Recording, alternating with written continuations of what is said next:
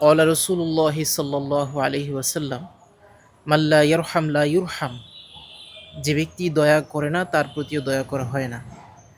বিশ্বনবী সাল্লাল্লাহু আলাইহি ওয়াসাল্লাম এই হাদিসের মাধ্যমে আমাদেরকে বুঝিয়েছেন যে, যে ব্যক্তি মানুষের প্রতি দয়া প্রদর্শন করে না, আল্লাহ সুবহানাহু ওয়া তাআলাও তার প্রতি দয়া করেন না।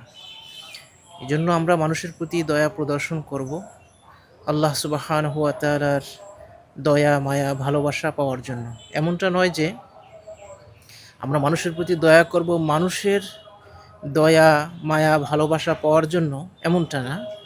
বরং আমরা মানুষের প্রতি দয়া প্রদর্শন করব আল্লাহ সুবহানাহু ওয়া তাআলার দয়া পাওয়ার জন্য। কারণ আপনি আমি কোনো মানুষের তথা কোনো মাখলুকের দয়ার মুখাপেক্ষী না, বরং আপনি আমি মহান আল্লাহ সুবহানাহু ওয়া তাআলার দয়ার মুখাপেক্ষী।